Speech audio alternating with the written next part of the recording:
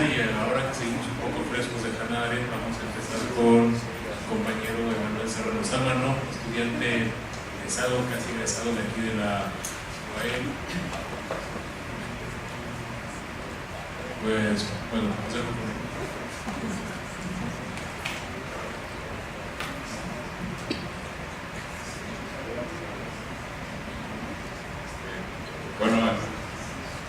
Gusto que se quedara con la inquietud sobre qué es pensar en Hannah Arendt, y a la vez me pone nervioso porque no sé si voy a poder responder.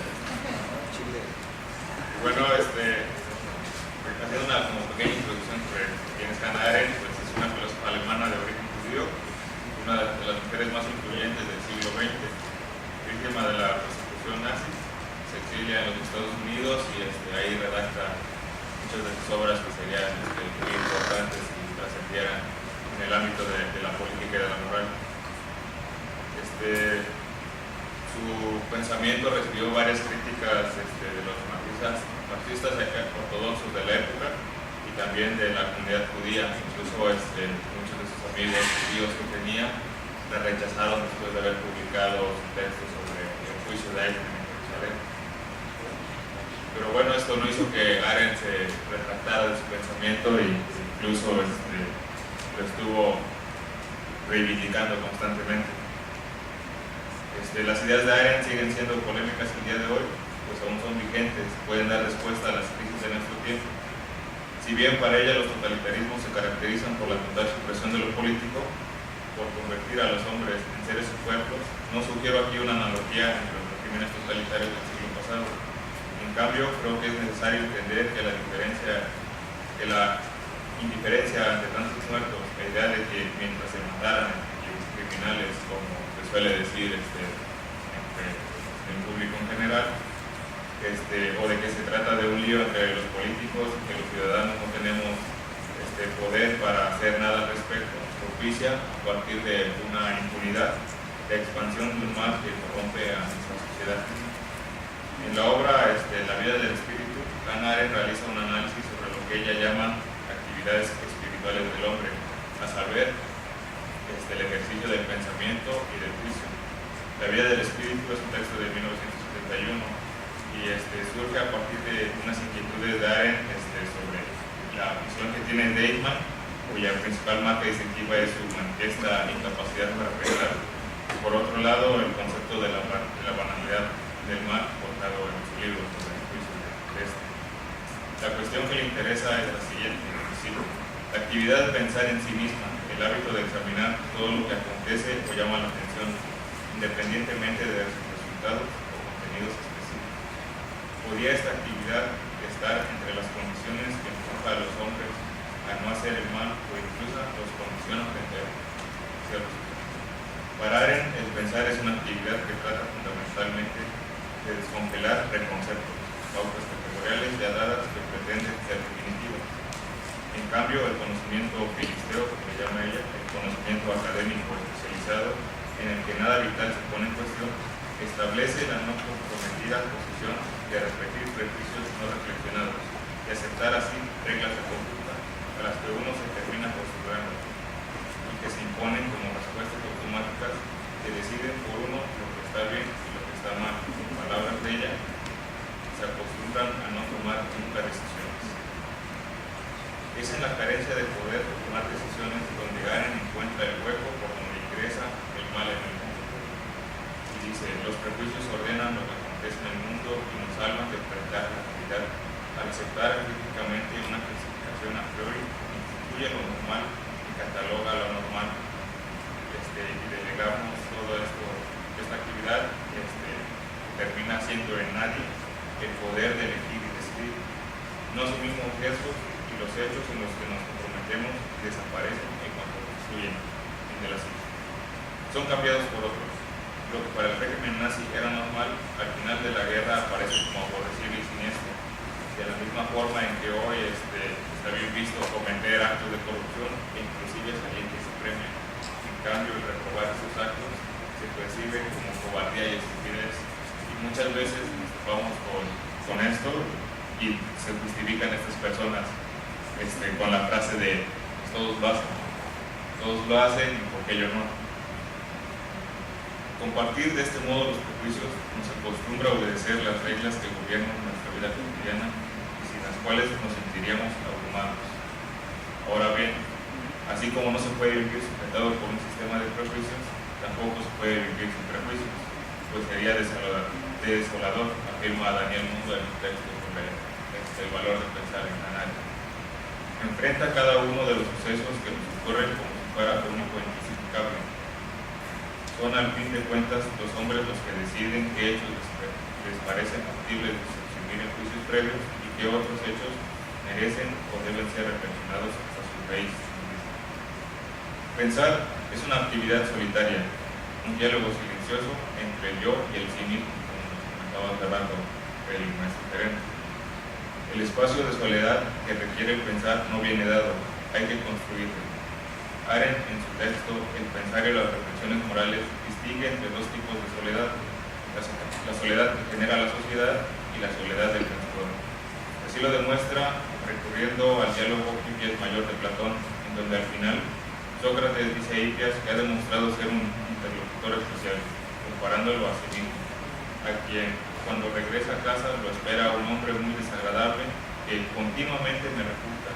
Es un familiar muy próximo y vive en mi casa, que apenas oye las opiniones de Hipias en boca de Sócrates, le pregunta si no me da vergüenza hablar de ocupaciones bellas y ser refutado por manifestarme acerca de lo bello, porque ni siquiera sé qué es realmente lo bello. En otras palabras, cuando Hipias regresa a casa sigue siendo uno, y aunque no pierde la conciencia, tampoco hará nada para actualizar las diferencias dentro de sí. Con Sócrates las cosas son distintas. No solo se relaciona con los demás, sino también consigo mismo. La cuestión aquí es que lo que uno denomina el otro hombre y la otra conciencia únicamente están presentes cuando se está solo. Sócrates, a quien tanto atraía la plaza del mercado, debe ir a casa donde estará solo, en solitud, para encontrar a su otro compañero, es dos en uno, pues uno es diferente de sí mismo. Daniel Mundo también señala que en la sociedad de masas hay una serie de mecanismos que se ponen en juego para interferir con la soledad del pensamiento, como le llaman, como lo es el entretenimiento, que si bien no tiene una carga negativa, pues hay que reconocer que es un contrapeso imprescindible para sostener una sociedad fundada en la productividad. Funciona en el mundo moderno como parámetro de medida y fin último de toda actividad. El ser entretenido se convirtió en un modo de ser. Otro de los factores que impide la solitud es la sobreinformación periodística, ya que dificulta la comprensión de los hechos sociales y conduce a la indiferencia. Para Arendt, el mayor peligro moral y político no está en una persona patológica que desea hacer el mal, sino en los males. El mayor peligro implicaría en la distracción y en la indiferencia social, dice él. Ejercitar el pensamiento nos ayuda a convertir en el juez y testigo de sí mismo, reflexionar sobre lo que se hizo, dijo o cayó, examinar y tener la posibilidad de arrepentirse o de enorgullecerse por ello. Pero si este diálogo silencioso no se lleva a cabo, puede correrse el riesgo de caer en una política del olvido, el no tener que enfrentar lo que se hizo, dijo o cayó. No le preocupa cometer delito, pues puede estar seguro que se olvidará en el momento siguiente, dice Arendt. El pensamiento disuelve lo que Arendt denomina reglas de conducta, esa serie de categorías morales previamente dadas y aceptadas por la sociedad, al cual un individuo recurre sin reflexión previa y en respuesta a determinadas circunstancias que se le presentan. De esta manera, el pensamiento prepara a un individuo para juzgar sin tener que recurrir necesariamente a los juicios. Otro punto de unión entre la facultad de juicio y la facultad de pensar está asociada al concepto de conciencia, en el sentido de conciencia moral. La actualización del diálogo interior produce conciencia como un subproducto. Esta conciencia moral no ofrece prescripciones, no dice lo que hay que hacer, sino que nos informa de lo que hay que evitar en las relaciones con los demás y de qué cosas no debemos repetir. Esta actividad no establece nuevos cuadros categoriales, pero libera de categorías aceptadas y mantenidas de forma crítica. Es por ello que Arendt menciona que el pensamiento beneficia poco a la humanidad, ya que no crea valores, no descubrirá de una vez por todas lo que es el bien y no confirma, sino más bien disuelve las reglas establecidas de conducta.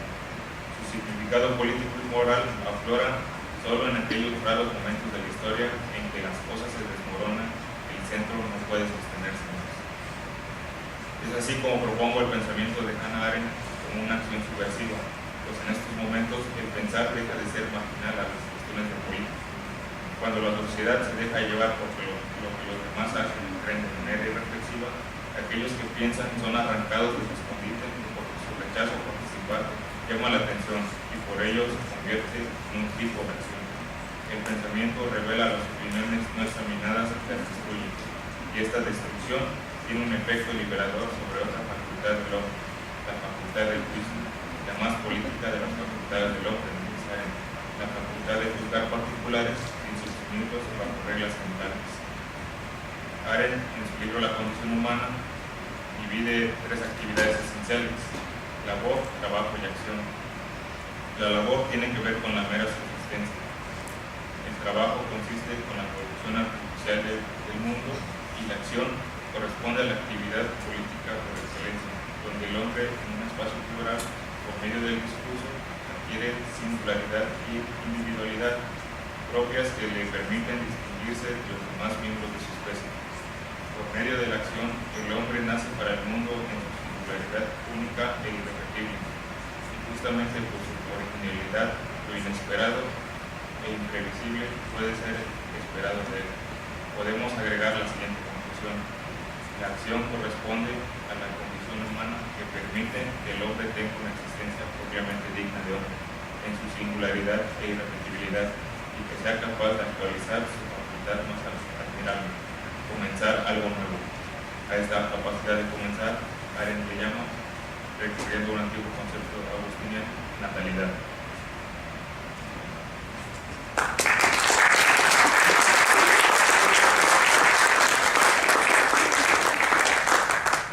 Pues ahora para la siguiente ponencia tenemos a un alumno de la UAM, Julio César Román Cota, que nos ofrece la ponencia La rebelión contra el Leviatán. Un aplauso, por favor.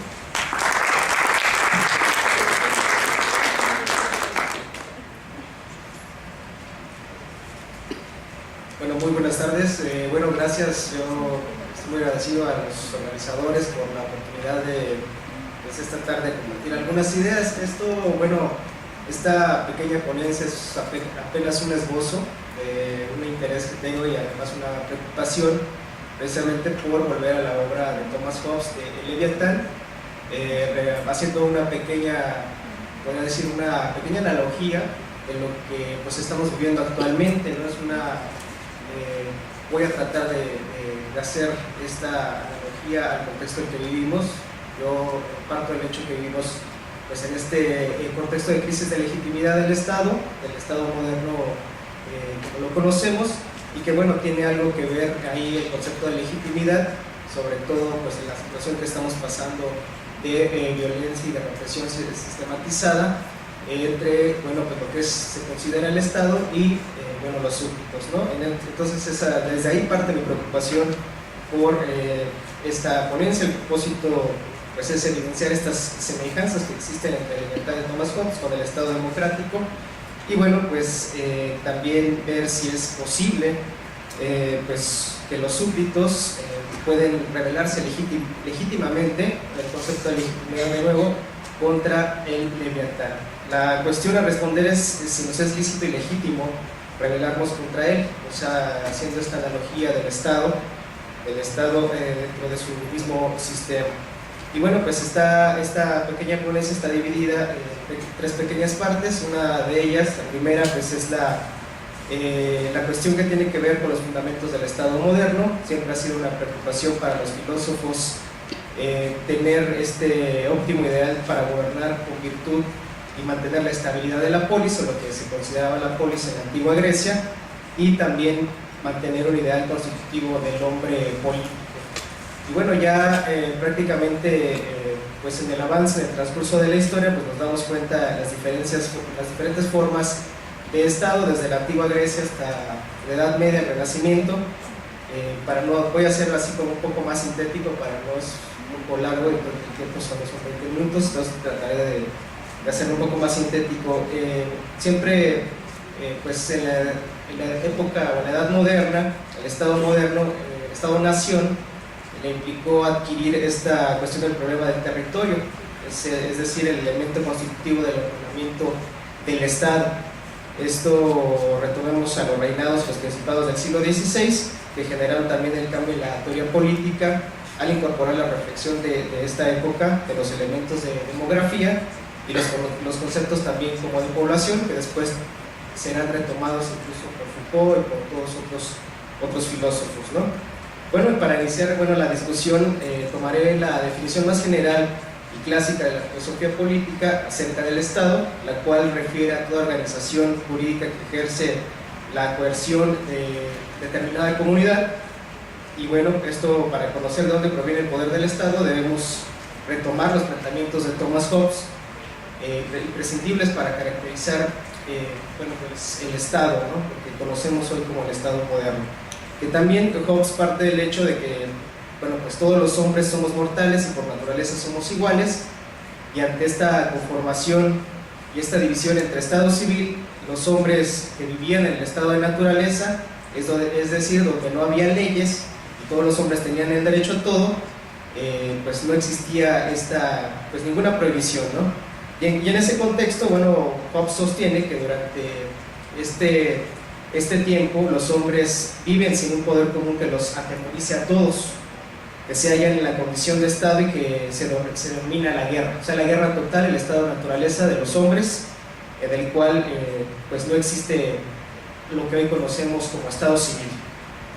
Es una guerra de todos contra todos, y según Hobbes esta es la naturaleza de los hombres, y por naturaleza los hombres buscan esta conservación, la preservación de la vida y la preservación de la paz. Es lo que lleva, dice Hobbes, a pactar a los hombres entre ellos mismos y renunciar a sus derechos también de matar y hacerse justicia por su propia mano, y delegarle este poder a este ente que va a ser en este caso el Leviatán. Y bueno, el fin, dice Hobbes, del propósito del Estado civil es el de mantener la paz y la defensa de todos los súbditos. Esto me llega a mí siempre cuando escuchamos noticias y todo eso, es la cuestión de la seguridad, la cuestión de que el Estado no está cumpliendo con su deber. Y bueno, es ahí de que nosotros, es muy común escuchar esto siempre, ¿no? El Estado es el Estado y no cumple con su papel. Eso a mí me retoma este planteamiento, ¿no? Y bueno, dice, este pacto entre semejantes no basta para garantizar la seguridad y la paz, y por ello los hombres deben de ceder todos sus derechos naturales a un ente supremo, en este caso Leviatán, y es a través del miedo que tienen los hombres al Estado, de esta guerra total, así como la protección de la propiedad ante la avaricia de los mismos hombres. Estas son las causas por las cuales los súbditos delegamos, por el miedo de la guerra de todos contra todos, le delegamos a este ser supremo, a Leviatán, pues el derecho de hacer justicia, ¿no? Bueno, en otra parte, dice Hobbes, también lo que tiene que ver, aquí surge una pregunta, ¿no? Para mí surge una pregunta: ¿es legítimo rebelarse contra el Leviatán? O sea, en estas posiciones, ¿es legítimo al ser que le entregamos o que le delegamos nuestro derecho a cuidarnos, nuestro derecho a la seguridad? ¿Es legítimo rebelarnos de alguna manera? Vamos a ver si esto es posible, ¿no? Y bueno, para mí es interesante identificar que en el discurso político actual los sectores más conservadores sigan diciendo, y la justificación de la existencia del Estado como ente supremo para garantizar la seguridad y el cumplimiento de la ley, independientemente del cuestionamiento hacia la tesis, vamos a dar esta premisa del estado de naturaleza, que supongamos que existió así, que fue un estado de naturaleza en el cual nos encontrábamos donde no había Estado, donde nosotros, digamos, en la parte de la historia de la humanidad delegamos este derecho a Leviatán. Hoy en día los ciudadanos de la modernidad siguen apelando consciente o inconscientemente a la seguridad, su conservación y su propiedad en base a los planteamientos de Hobbes. Esta es la lógica de todo lo de la seguridad, y bueno, también es de ahí parte pues el cuestionamiento, el surgimiento y las atribuciones que tiene el Estado moderno que tiene pues ciertas consideraciones a considerar subversivo y sedicioso todo aquello que cuestione pues esta ley máxima, ¿no? Por ello, retomando bueno, algunos planteamientos, también la pregunta surge si es posible romper con este pacto social. Recordemos que bueno, Hobbes es parte de lo contractual. Él inicia con que los hombres tenemos este pacto, aunque no firmado, si hay un pacto que nos hace súbditos y ciudadanos, en el sentido de que nosotros pactamos nuestra seguridad, nuestro acuerdo para no matarnos los unos con los otros. Y bueno, ¿qué pasa cuando este pacto se rompe? Bueno, el autor de Leviatán sostiene que el Estado se forma por institución cuando los hombres han pactado con cierto hombre o asamblea de hombres el derecho de representarnos por mayoría, y los súbditos han delegado de forma democrática que el soberano represente sus intereses. Y aquí cito, bueno, abro comillas, cuando uno de ellos, tanto los que han votado en pro como los que han votado en contra, deben autorizar todas las acciones y juicios de ese hombre o asamblea de hombres. Hobbes recordemos que está llamando entre lo que es la monarquía, lo que es la aristocracia y lo que es la democracia. No importa en qué forma de gobierno, el mismo ente sigue siendo este Leviatán que tiene todo el derecho para garantizar la paz y la seguridad de los súbditos. Bueno, dice así es como Leviatán tiene el derecho a todo, porque debe garantizar que ningún súbdito se haga daño a sí mismo y le haga daño a otros. Por eso Leviatán es el único que tiene el derecho a señalar que si alguien trata de deponer a su soberano, resultará muerto o castigado por él a causa de tal tentativa. Puede considerarse como un autor de su propio castigo, ya que es por institución el autor de cuanto su soberano haga. Lo que Hobbes le preocupa es la guerra civil. Esta es la preocupación que tiene Hobbes para escribir esta obra, y bueno, también la preocupación que yo hago esta analogía, la que vivimos hoy en la actual guerra que vive nuestro país, una guerra pues no declarada, pero que se vive a diario, que también es como la preocupación del caos, de la guerra civil, y cuál es el papel que está jugando el Estado. Lo que Hobbes le preocupa, bueno, es la guerra civil. Por eso Leviatán debe utilizar el miedo a la guerra total de los súbditos para que estos cumplan la ley pactada. Más adelante Hobbes señala que generalmente todos los actos de los hombres que realizan en los estados es por temor a la ley. En ese sentido, para Leviatán lo más importante es el temor a la ley, el miedo y el temor a la guerra total. Por otro lado, Hobbes refiere que el Estado puede construir su soberanía mediante la adquisición, es decir, que el poder soberano se adquiere por la fuerza y por el temor de sus súbditos a la muerte o a la servidumbre. En ese sentido, cabe decir que Leviatán no solo mantiene su legitimidad con base a la fuerza y a la legítima violencia, sino que además es necesario tener el consenso de los súbditos representados. En este punto, considero que es el punto más débil, ya que la legitimidad del Leviatán se funda precisamente en esto, en el miedo y en esta creencia que está depositada en este pacto.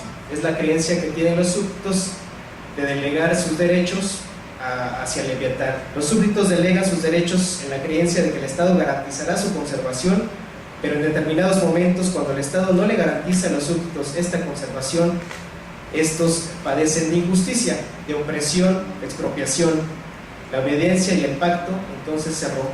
Eso parafraseando a Hobbes. Y bueno, en otra parte también cabe decir que la legitimidad del poder soberano tiene que ser solventada por su legitimidad en el consenso de las voluntades pactantes. Para que los súbditos cumplan la ley, esta debe ser justa, razonable y equitativa.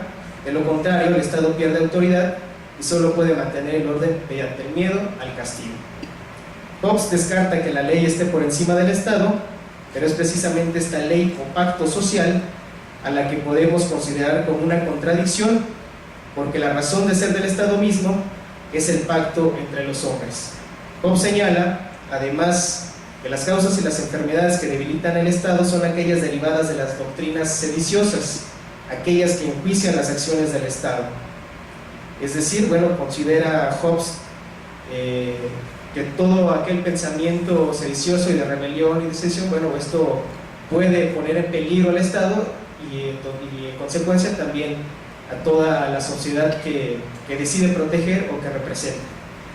De aquí, bueno, de esta lógica del sentido original del Estado de salvaguardar la integridad de los súbditos, pierde sentido cuando el mismo Estado utiliza la fuerza para salvaguardarse a él mismo. Aquí, bueno, pues yo lo pongo en el contexto cuando nosotros escuchamos decir el Estado de Derecho, el Estado hoy tiene que garantizar la seguridad. Lo que más le preocupa al Estado, desde mi perspectiva, pues es la misma seguridad del Estado, es decir, de este ente, a veces que pareciera abstracto, pero que en realidad pues sirve a los intereses, más adelante lo demostraré con una clase. Pero bueno, siglos más tarde, durante el desarrollo de la modernidad, las atribuciones de Leviatán comenzaron a tener límites debido a la ola de revoluciones democráticas liberales en Europa y en el mundo entero, que dieron como resultado nuevos pactos sociales fundados en los derechos universales del hombre y la concepción de libertad y ciudadanía desde la visión de la sociedad burguesa y el Estado moderno, capitalista. Max Weber, bueno, cuando dice que el Estado es aquella comunidad humana que dentro de un determinado territorio, otra vez en la cuestión del territorio, reclama para sí el monopolio de la violencia física legítima. Bueno, sin embargo, considero que la máquina del Estado fue perfeccionada y en esa esencia conservó los elementos que constituyeron a Leviatán y a las monarquías absolutistas, mediante la justificación de la violencia para mantener el orden irracional, la desigualdad, la violencia estructural y la explotación desmedida entre los hombres. Desde hace tiempo en México considero que este pacto social, el cual hoy vivimos, pero sin embargo considero que este pacto que justificaba el actuar del Estado hoy se encuentra roto. Se rompió desde que las estructuras del Estado, es decir, Congreso, policías, ejército, la gente armada que es el Estado, develaron ser uno mismo con el crimen organizado. Desde que el Estado ejerció su violencia para encarcelar, asesinar y desaparecer, es decir, la preocupación del Estado mismo es la protección del mismo Estado y no ya de sus súbditos. Y bueno, pues ahí están los casos de Ayotzinapa, este caso más sonado, y bueno, las muertes extrajudiciales y todo lo que a diario vemos como esta tensión de guerra latente en la cual pues, nos encontramos. En el discurso de los aparatos ideológicos del Estado, como la prensa, la radio y la televisión, pues justifican este accionar el nombre de la seguridad nacional, pero en realidad la de seguridad de los intereses también de la oligarquía de quien administra este Estado. Hoy el concepto de seguridad no hace que la sociedad civil se sobreponga a su egoísmo, sino es la seguridad, por el contrario, el aseguramiento de ese egoísmo. Esta es una cita de Marx que yo retomo y que precisamente es ese miedo a perder las cosas, es decir, no es que cómo es posible que venga una revolución, cómo es posible que venga una rebelión, nosotros eso es caos, eso es desorden, eso es...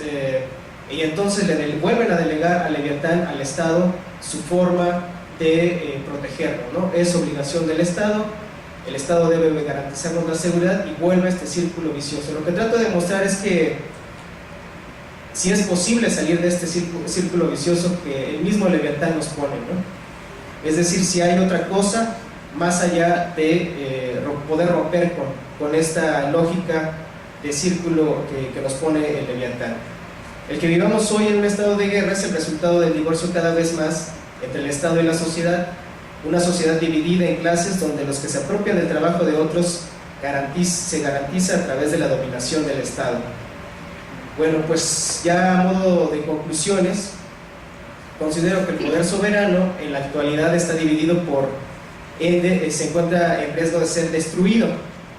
Es decir, siempre está latente de que es posible la destrucción del Leviatán y volver a generar un pacto social que nos lleve precisamente a pactar eso, a pactar la paz entre los hombres y a hacer un reordenamiento de la sociedad. Eso es como la idea de la revolución, esa siempre ha sido como la idea de generar un nuevo pacto, una nueva constituyente que nos haga legítimos para poder pues no matarnos entre nosotros y volver a generar otro Estado. Ese ha sido como el ideal de las revoluciones, cuando menos democrático, burguesas del siglo XIX y del siglo XVIII. La legitimidad del Estado como elemento político de obediencia de los súbditos se encuentra en crisis. Actualmente existe una tendencia a la insumisión por parte de diversos sectores sociales, expresada en formas de resistencia y de rebeldía pacíficas y violentas, al no sentirse representados por el Estado. Por ello es necesario diferenciar que los actos de insumisión, como son los conceptos de revuelta, rebelión y revolución, actos de subversión que atentan contra la dominación del Estado, debemos considerarlos estos actos de revuelta que son de manera espontánea, la mayoría de veces de manera espontánea y en corta duración, que surgen como una acción política contestataria cuando se ven afectados los intereses de algún sector delimitado de la sociedad. Hay que hacer la diferenciación también con el concepto de rebelión, que son aquellas acciones de levantamiento masivo que de manera organizada se oponen al orden considerado injusto y legítimo, que tienen un contenido ya político. Y este contenido político es regularmente esta posición: volver a ser una constituyente, de poner a Leviatán, quitarle ese derecho que tiene al castigo, a cuidarnos y volver a crear otra cosa. Bueno, el concepto también de revolución es importante. Esto es, en cada proceso este concepto de revolución para mí es un poco más complejo, porque implica un cambio de contenido político que mediante actos de violencia organizada pretenden un cambio de las instituciones políticas y económicas derivado de acumulación y periodos constantes de revueltas y rebeliones. Es decir, hay una diferencia en la cuestión de lo que es considerado.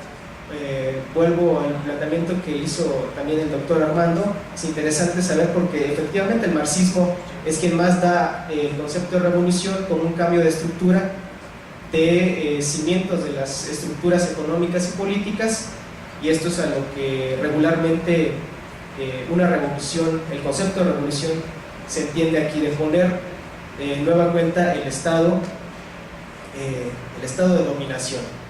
Bueno, sin embargo, lo que quiero dejar en claro es que la legitimidad de la rebelión contra el Estado, los medios con que se lleva a cabo son parte, pues, de otro debate, ¿no? Aquí no intento debatir si es legítimo la violencia o es legítimo las acciones pacíficas o los métodos que se revelen. Simplemente lo que menciono es de que en esta sociedad constantemente, como vivimos en clases sociales separadas, cada una de ellas tiene algún posicionamiento para llevar este método a rebelarse, ya sea por medios violentos o medios pacíficos. Es decir, que se podrá debatir acerca de los medios con los cuales los súbditos se rebelan contra el Estado, o en este caso a la analogía de Leviatán, pero no la legitimidad que tienen estos cuando son oprimidos. Cabe decir que estas acciones son el producto de la desobediencia y la falta de creencia en el pacto social, el cual es la razón del Estado. La desobediencia de los súbditos es el reflejo de la falta de la creencia de legitimidad en las instituciones del Estado, y hoy, como en tiempos de Leviatán, el Estado moderno basa su legitimidad en preceptos legales y jurídicos que solo son acatados por el miedo de los súbditos. Este miedo, bueno, se ve claramente, ¿no? O sea, cuando el Estado dice, bueno, pues ustedes tienen derecho a manifestarse, tienen derecho a expresar sus ideas, pero de manera pacífica, ¿no? El único que tiene el legítimo uso de la violencia, pues es el Estado, cuando pues manda a reprimir con sus granaderos, con su policía, y bueno, dice, está bien, todo conforme a la ley, todo conforme a derecho, todo conforme a lo establecido por la misma Constitución, cuando este pacto para mí pues está perdido, y lo vemos en esta caracterización de las pues asesinatos extrajudiciales, los encarcelamientos sin procedimientos jurídicos irregulares, comúnmente cuando se dan estos conflictos entre sectores sociales, y que bueno, a lo que apela el Estado moderno es precisamente al respeto y al Estado de Derecho y a la ley, ¿no? Y bueno, en ese sentido, a mí me es interesante que hoy, bueno, la obediencia de los súbditos esté condicionada por muy poderosos motivos de temor. Es precisamente el respeto que el respeto que hay a la policía no es porque tenga esa placa o esa institución de lo que representa la ley o la autoridad, simplemente porque está armado, ¿no? Ya lo vimos en el caso de Iguala, ya lo vimos. Uno no tiene ese respeto, sino que tiene miedo de que pues lo desaparezcan, de que le den un levantón y que pues esto termine como terminaron Lo de los 43 ya ha sido así, ¿no? Ha sido reiteradas veces decir, ve lo que les pasa a los 43, es lo que te puede pasar a ti si sigues en estas actividades subversivas, digámoslo así, o en esta participación política. Por otro lado, bueno, los sectores con poder político económico han creado pues esto, ¿no? Se ve claramente la creación de cuerpos militares para defender sus intereses, y por otro lado también se ve del otro lado de los sectores populares, campesinos pobres, creando pues policías comunitarias para defender sus recursos, y en una tensión constante de una guerra civil. Para mí, lo que pasa en Oaxaca, lo que pasa en Chiapas y en otros estados de la República es una tensión constante de una guerra civil, donde sectores ya están creando pues a través de las armas, a través de formas de nuevos estados o de comunas o de autonomías, como se quiera llamar, esta tensión con el Estado moderno, y hay una posible estallamiento, y que lo hay, ¿no? que ha estado los estallamientos sociales. Entonces, para cerrar, considero pues pertinente tomar posición respecto y volver a estudiar esta parte de la legitimidad que tiene el Estado hoy, para poder hacer pues un análisis más y un diagnóstico más concreto y más congruente de lo que viene en nuestro país, ¿no? Para mí esta es una preocupación que surge, y que bueno, que creo que es necesario realizar el análisis, el diagnóstico, las críticas pertinentes en torno a lo que está sucediendo y cuáles son las atribuciones que tiene el Estado hoy y cómo poder superarlo. Eso pues ya creo que no nos toca discutirlo por el momento ahora, o tal vez sí más adelante en los comentarios, pero mi preocupación es esa: cuál es el papel, y si es posible romper este círculo vicioso de que finalmente la gente diga, bueno, pues no es posible y es necesario un régimen más autoritario, un régimen que ponga la ley y que ordene todo, y entonces volver a eso mismo, al Leviatán, al poder soberano y supremo.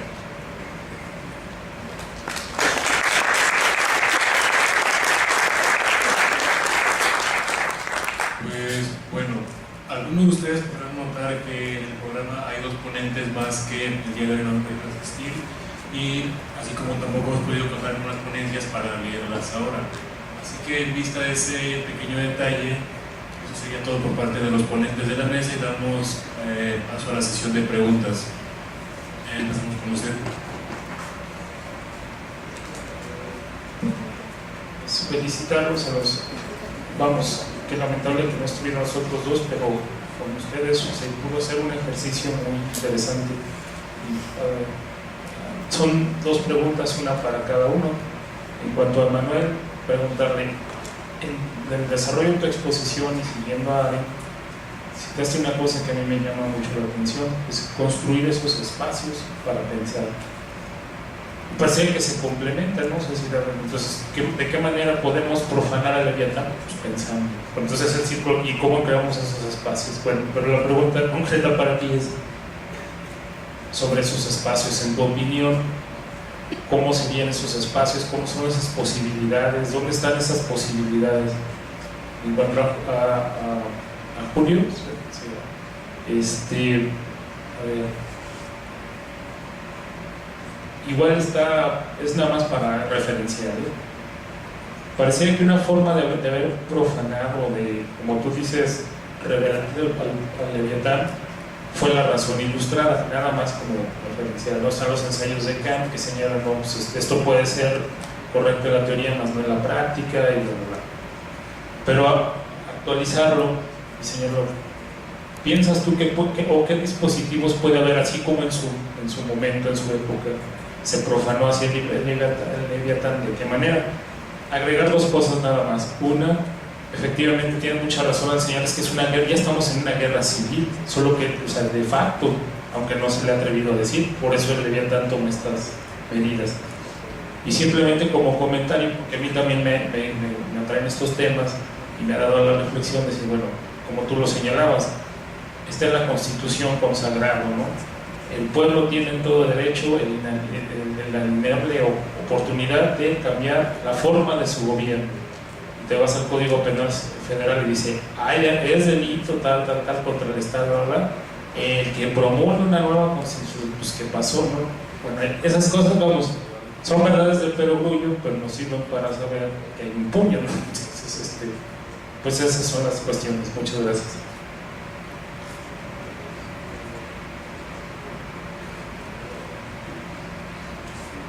No, solamente es una aclaración. Bueno, lo que pasa es que, bueno, es para Emanuel.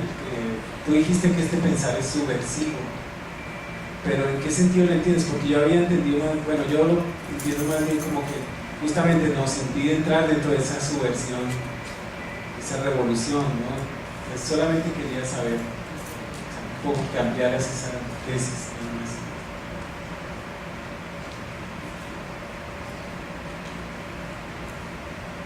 ¿Alguien más? Sí, ¿qué tal? Bueno, nada más pensando otra vez esto de Leviatán y en el caso particular de México, pues es muy interesante ver cómo ahorita que estamos con todo esto de los desaparecidos y los torturados y todo eso que vemos a diario, pero también no podemos separarlo de lo que venía pasando antes en México. Me refiero particularmente en la década de los 60s, los 70s, la guerra sucia mexicana, en la que hubo guerrillas en México y en la que el Estado los combatió con la brutalidad más posible que con la brutalidad una brutalidad inimaginable.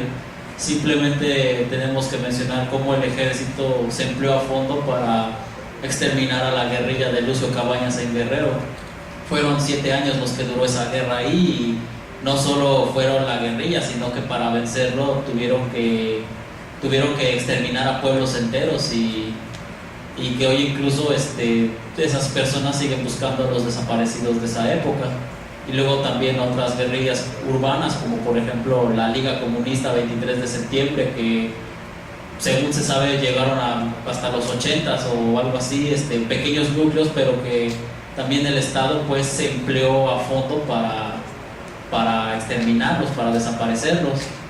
Y cómo no sé cómo fue cambiando de esa guerra sucia a lo que tenemos ahora. Como no sé cómo decirlo ahora, yo pensaría que lo de hoy, lo que está sucediendo desde hace años en México, ya sí yo la vería como una guerra sucia, pero también lo vería como una especie de puro exterminio, pues, o sea, un exterminio completo en el que ya no hay una fuerza, parece que ya no hay una fuerza que se le oponga a la fuerza del Estado. Porque, digamos, o sea, sí están los narcotraficantes y todo eso y sus armas, pero digamos, en ciertos aspectos ellos prefieren aliarse al Estado, prefieren llevarse bien con el Estado, no tener conflictos con él, a diferencia de estos grupos guerrilleros que hubo, que realmente lo que buscaban era cambiar el Estado, cambiar la forma política en la que México se desenvolvía. Bueno, ese es mi comentario.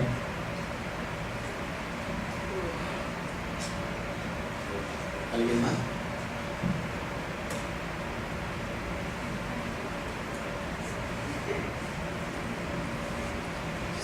Bueno, respondiendo a cómo construir los espacios para ejercitar este pensamiento, pues diría que desde Hannah Arendt,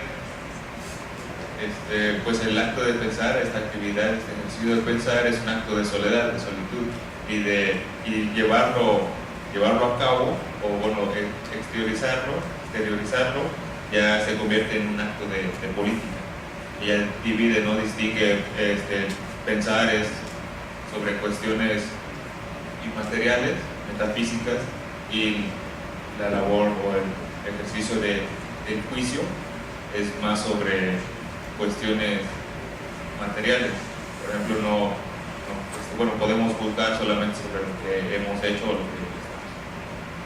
o lo que vamos a hacer, y el pensamiento es un ejercicio que solamente se realiza después, porque nunca podemos aventurar qué es las consecuencias, ¿no? o estar seguro de ellas. Simplemente pensar si lo que realmente hicimos pues estuvo bien, estuvo mal. Y parar en estos espacios son los espacios de política, los espacios de inclusión, de diálogo, y en donde uno puede compartir las opiniones con los otros, y así poder actualizar el propio juicio y nunca cerrarse en uno mismo, porque aunque podamos aventurar algunas ideas sobre lo que está bien, esas ideas nunca son concretas y ya establecidas, porque siempre están en constante cambio. Y bueno, a la pregunta del profesor Gerena, yo diría que como Villegas, que es una cuestión de semántica. Yo entiendo por revolución, yo entiendo por revolución como lo decía Villegas hace rato, ¿no? De divide, establece una temporalidad, ¿no? Divide entre un antes y un después. La revolución siempre está encaminada más a construir algo nuevo. Y la subversión, entiendo yo, una definición ya de diccionario, es la destrucción como de los valores establecidos, pero sin proponer nada nuevo. Simplemente desechar lo que está y a ver qué sale después, ¿no? Como decía Benjamin, la revolución nos dará la respuesta. Y yo entiendo por eso el acto de pensar como un acto de subversión, porque como citaba a Arendt, ¿no?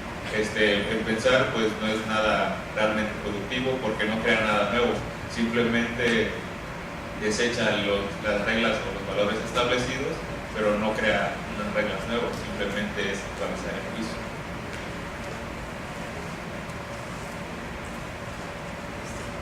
Bueno, tratando de responder, yo no tengo así como la pregunta también la preocupación, pero sí en el sentido de cómo profanar la libertad, cómo generar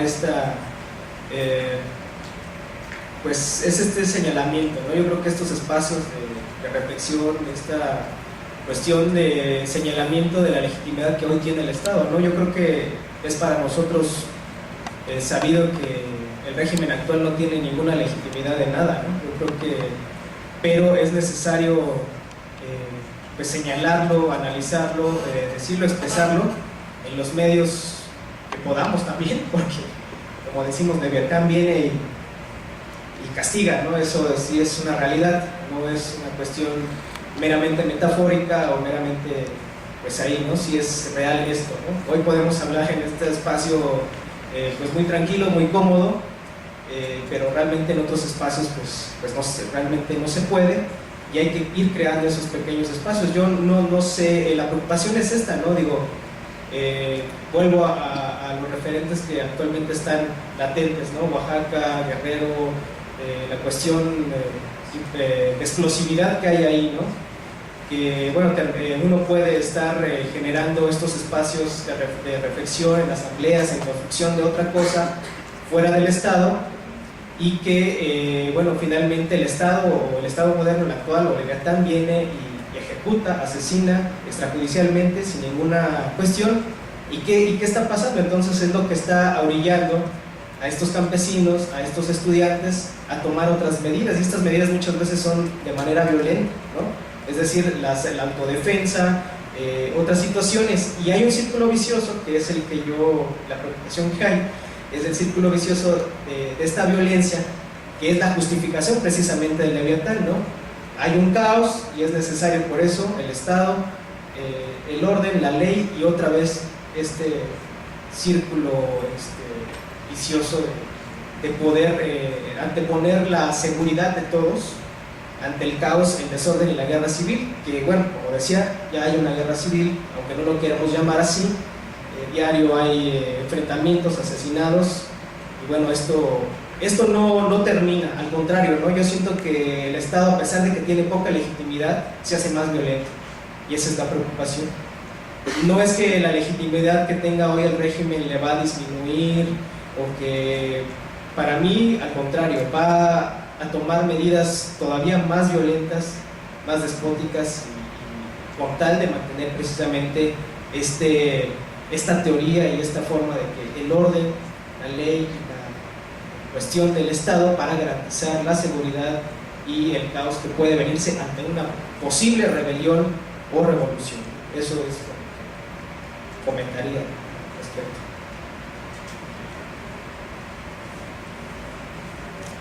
Si no hay alguna otra intervención del público, entonces entregamos las constancias de participación de los ponentes y podemos dar por terminada la sesión del día de hoy.